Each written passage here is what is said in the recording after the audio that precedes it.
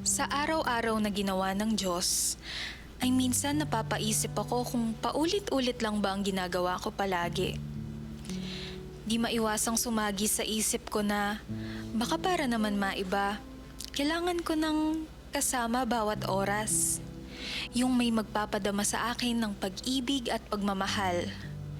Yung pag-ibig na kampante at panatag.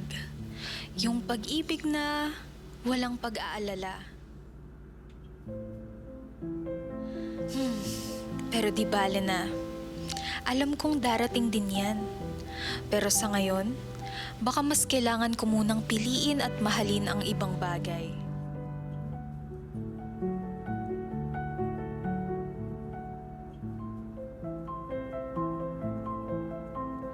Piliin ang pag-prioritize ng career at pagmamahal sa ginagawa.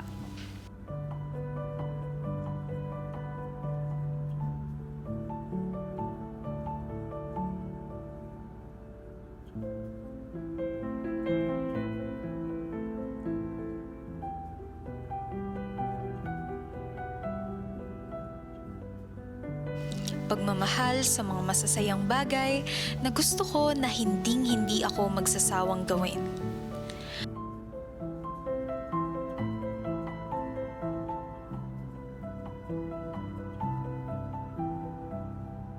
Pagmamahal sa mga taong mahalaga at nagpapasaya sa akin.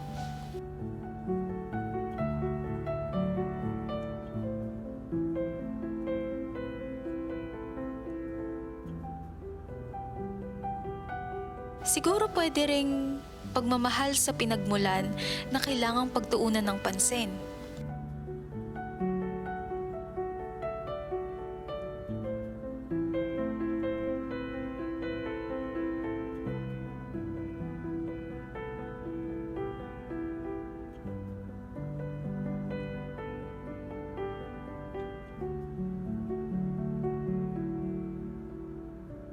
O pagpili na tulungan ang sarili at matuto.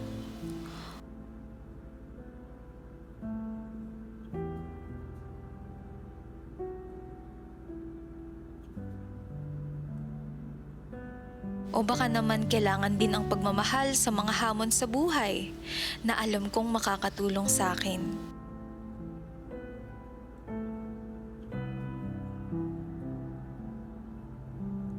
Hay, pero di bale na.